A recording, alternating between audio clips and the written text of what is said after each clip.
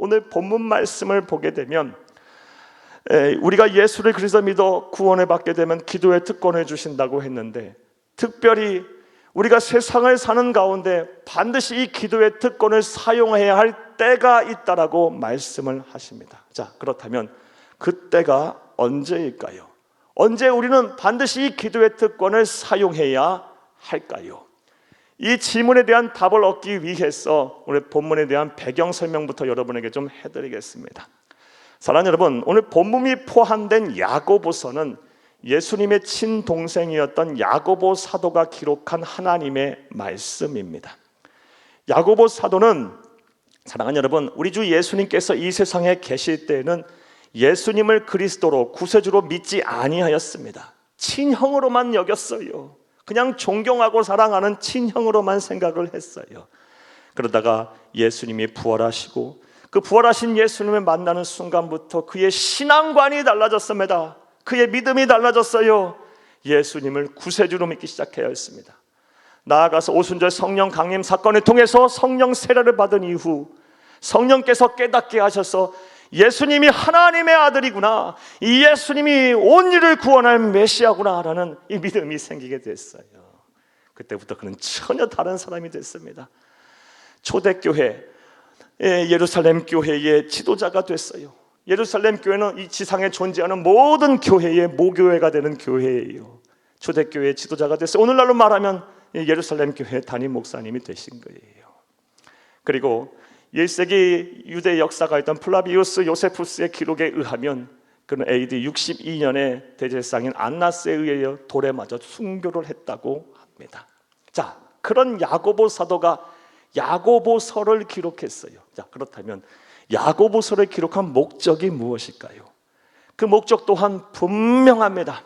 명확합니다. 사랑하는 여러분, 야고보서를 기록할 당시 1세기 초대교회 성도들은 큰 위기에 빠져 있었습니다. 외적으로는 로마 황제의 숭배를 거부한다는 이유로, 또 예수님을 믿는다는 이유로 로마 제국과 유대 율법주의자들에 의해서 말로 표현할 수 없는 박해와 핍박을 당하고 있었어요. 황제 숭배를 거부한다는 이유로, 예수를 믿는다는 이유로 직장 사업장에서 쫓겨나고요, 모든 재산이 몰수되고요, 생명의 위협이 막 위태위태했어요. 그러다 보니 많은 사람들이, 많은 성도들이 믿음을 저버리고 배교하는 일들이 막 일어났습니다. 내적으로는요, 영지주의로 대표되는 이단들이 침투해서 복음을 막 왜곡하는 겁니다. 믿음을 막 변질시켰어요. 이러한 상황, 이러한 위기 속에서 예루살렘 교회의 담임 목사였던 이 야고보 사도는 그들의 변질된 믿음을 회복시킬 필요가 있었습니다. 다시 참 믿음을 강조해야 될 필요가 있었어요. 알게 할 필요가 있었어요. 그래서 야고보 사도는 야고보서를 기록한 것입니다. 그런 이유다 보니 야고보서는 처음부터 끝까지 끊임없이 참 믿음이란 이런 것이다 라는 설명을 계속하고 있어요. 그리고 그 핵심이 무엇이냐? 참 믿음은 행함이 있는 믿음이라는 것입니다. 참 믿음을 가진 사람은 그 믿음에 걸맞는 행동을 한다라는 것입니다. 야고보서 2장 26절을 함께 읽겠습니다. 영혼 없는 몸이 죽은 것 같이 행함이 없는 믿음은 죽은 것이니라. 아멘. 성령의 감동을 받아 깨달은 이 참 믿음의 진리가 무엇이다? 믿음은 그냥 머릿속으로만 생각하고 이 감정적으로만 동의하는 것이 아니라, 그런 것은 당연한 것이고 의지적으로 결단하여 그것이 말과 행동으로 나타나는 것이다. 행함이 있는 믿음이 참된 믿음이다 라고는 결론에 이르게 됐습니다. 자, 그런데 이러한 주장은 야고보만의 주장이 아니에요. 사랑하는 여러분, 우리 주 예수님께서 이 세상에 계시는 동안 이미 말씀하신 진리입니다. 마태복음 7장 21절을 함께 읽겠습니다. 나더러 주여 주여 하는 자마다 다 천국에 들어갈 것이 아니요 다만 하늘에 계신 내 아버지의 뜻대로 행하는 자라야 들어가리라. 아멘. 사랑하는 여러분, 우리의 구원은 믿음으로 받습니다. 자, 그런데 그 믿음이 진짜 믿음인지 거짓 믿음인지 참 믿음인지 그렇지 않은지는 그 사람의 행동을 보면 알 수가 있다라는 것입니다. 사랑하는 여러분, 부디 여러분 모두가 참된 믿음을 소유하기를 바랍니다. 행함이 있는 믿음을 소유하시기를 간절히 주의 이름으로 축복합니다. 자, 이 야고보 사도는 이렇게 야고보서에서 참된 믿음이 무엇인지를 정의한 이후에 이 참된 믿음에 걸맞는 행동이 또 무엇인지에 대한 설명을 자세하게 하기 시작합니다. 예를 들면요, 특별히 말을 조심하라, 혀를 조심하라고 말합니다. 그리스도인들은 혀를 조심하라는 거예요. 남에게 상처를 주는 말 하지 말고, 거짓된 말 하지 말고, 시기 질투하는 말 하지 말고, 또 분열시키는 말을 하지 말라라는 것입니다. 그게 그리스도인의 참된 믿음의 행위라는 것입니다. 또한 온유하고 겸손해야 한다고 말하고 있습니다. 나아가서 어려움에 빠진 형제들을 외면하지 말랍니다. 또 간음하지 말라라고 또 말하고 있어요. 이외에도 많은 말씀들을 하고 있고요, 특별히 오늘 본문 말씀에서도 그 참된 믿음을 가진 자의 행위 하나를 말하고 있는데, 그것이 무엇이다? 기도하라는 것입니다. 기도하는 자가 참된 믿음을 소유한 자라는 것입니다. 이와 관련 여러분에게 한번 여쭤보겠습니다. 이런 관점에서 여러분에게 여쭤보겠습니다. 사랑하는 여러분, 여러분들은 기도의 사람이십니까? 여러분은 기도하고 계십니까? 혹시 기도의 재단이 무너져 계시지는 않으십니까? 구원받은 자는요, 기도합니다.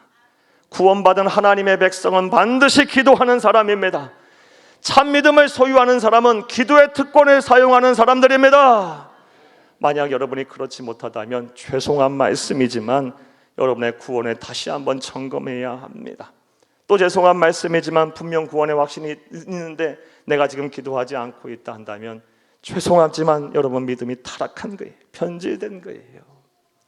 부디 말씀을 들으시는 모든 분들이 기도의 특권을 잘 사용하는 참된 믿음을 소유한 여러분들이 다 되기를 다시 한번 간절히 주의 이름으로 축복합니다. 자, 이제 이러한 내용과 이런 배경 이해를 전제로 우리가 앞서 서두에서 제기한 오늘 의문에 대한 질문에 대한 답을 한번 찾아보겠습니다. 사랑하는 여러분, 구원을 받은 사람, 예수를 그리스도 믿어 구원을 받은 사람에게는 하나님께서 기도의 특권을 부여하십니다. 자, 그런데 오늘 본문 말씀에서는 우리가 세상을 살면서 반드시 기도의 특권을 사용해야 할 때가 있답니다. 자, 그렇다면 그 때가 언제일까요?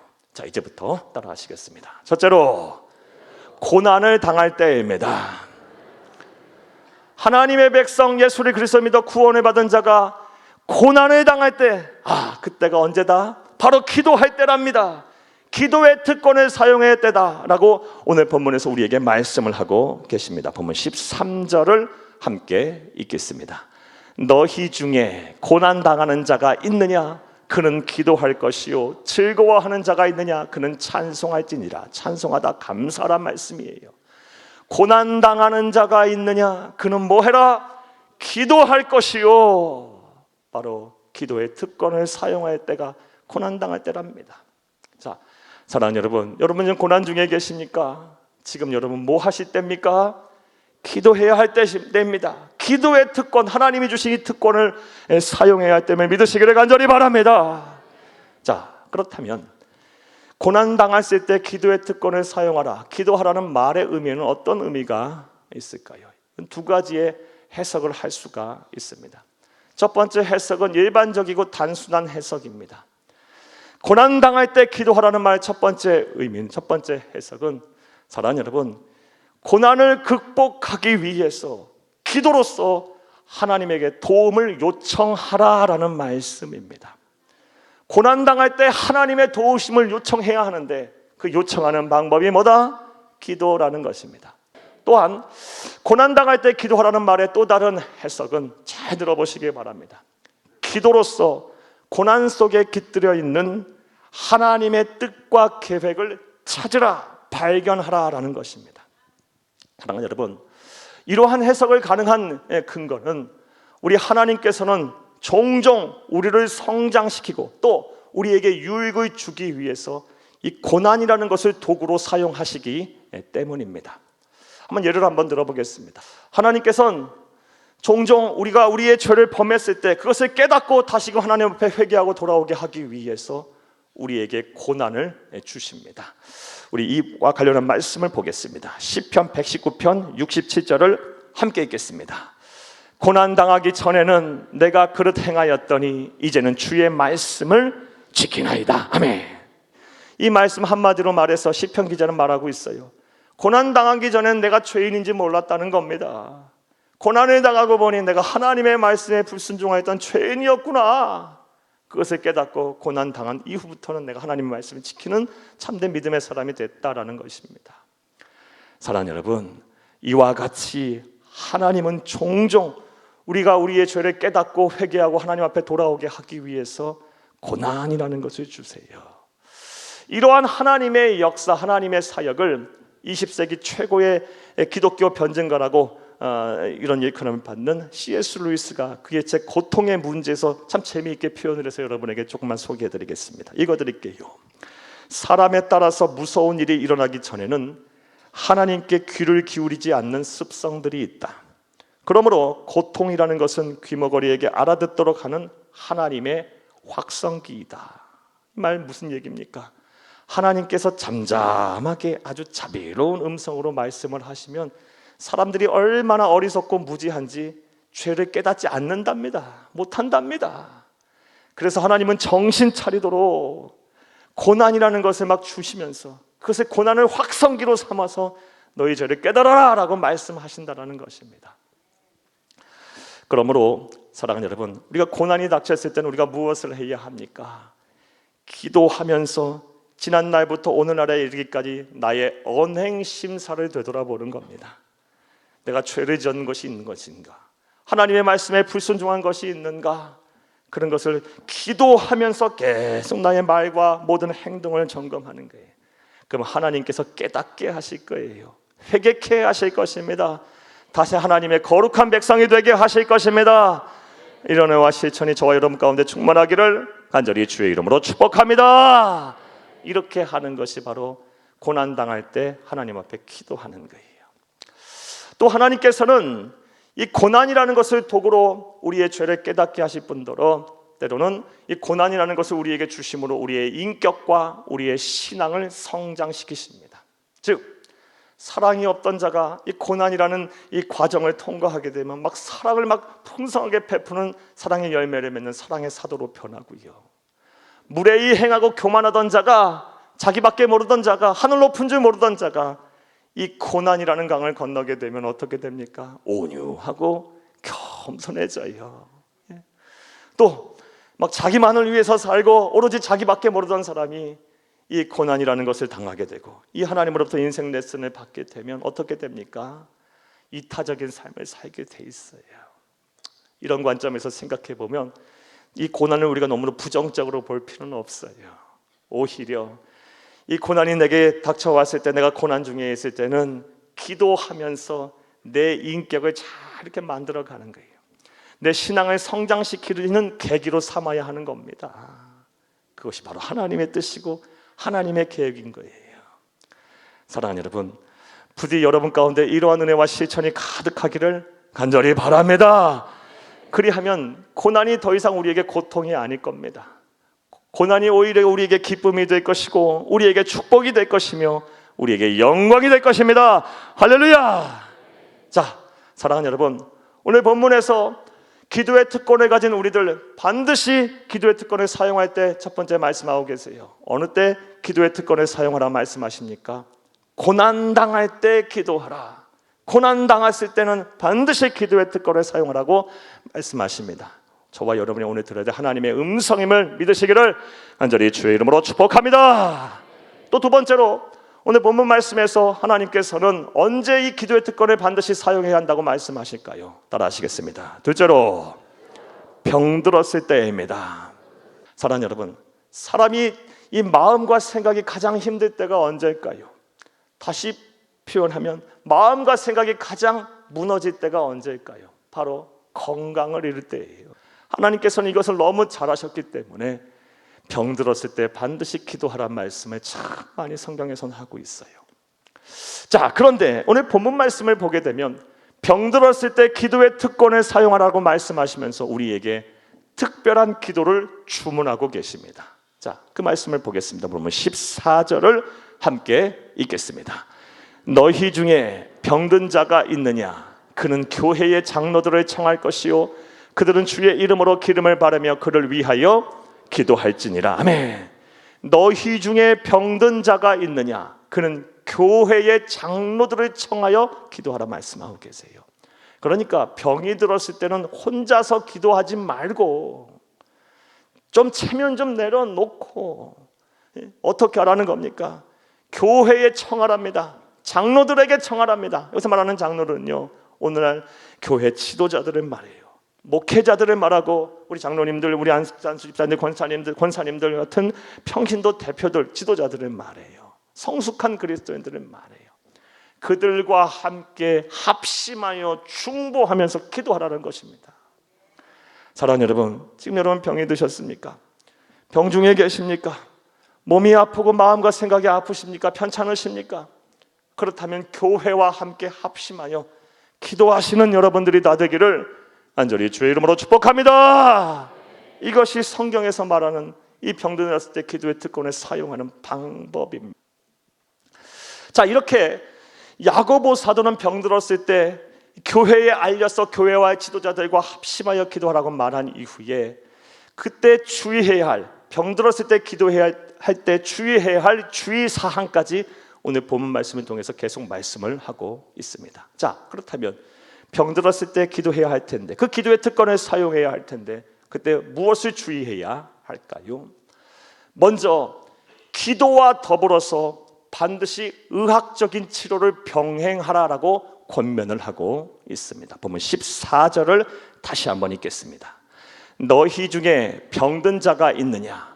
그는 교회의 장로들을 청할 것이요 그들은 주의 이름으로 기름을 바르며 그를 위하여 기도할지니라. 아멘. 사랑하는 여러분, 여기서 기름을 바른다는 말은요, 당시 기름은 약이었어요.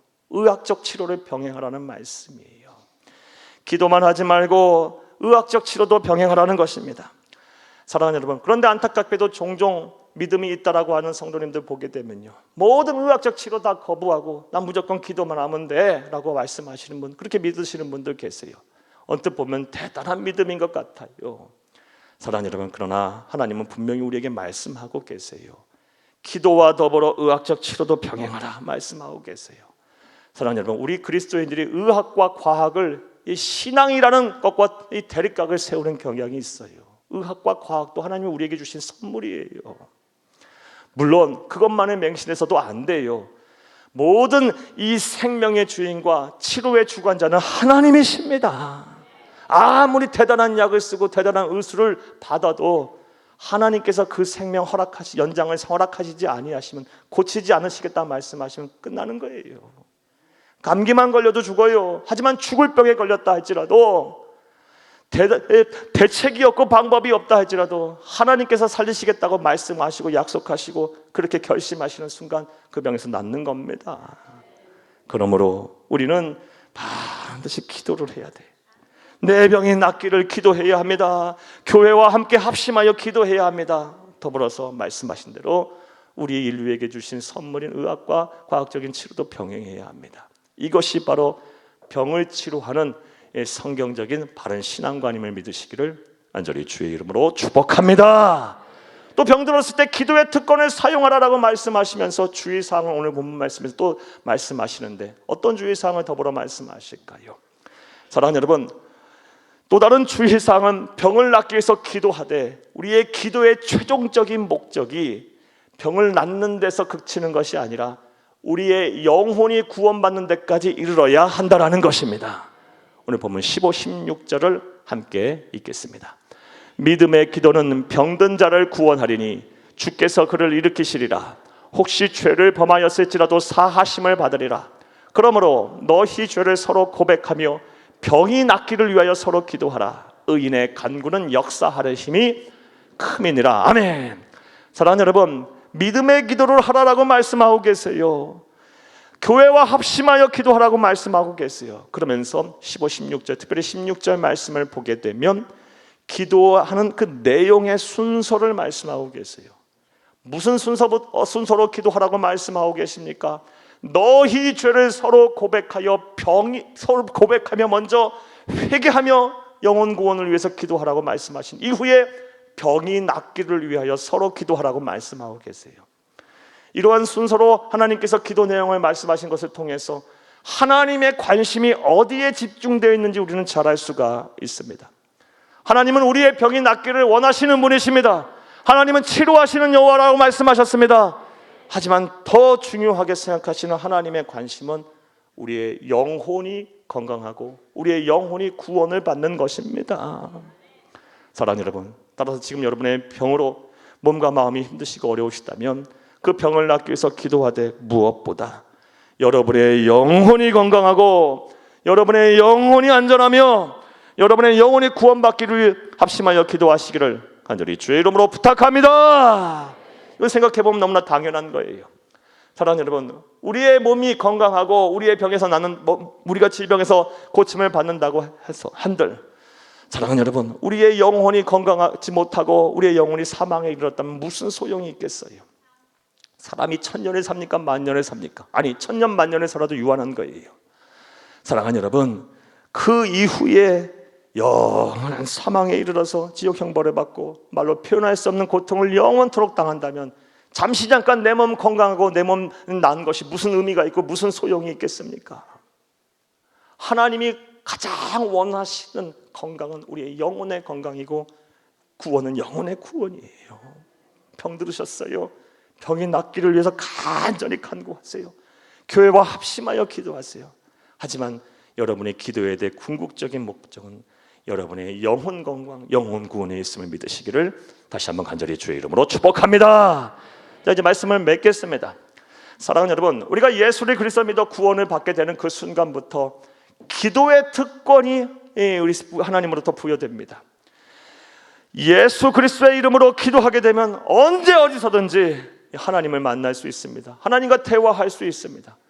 이 기도의 특권이 얼마나 능력이 있는지 오늘 본문을 보게 되면 구약의 엘리야의 예를 들어서 설명을 하고 있습니다. 본문 17, 18절을 함께 읽겠습니다.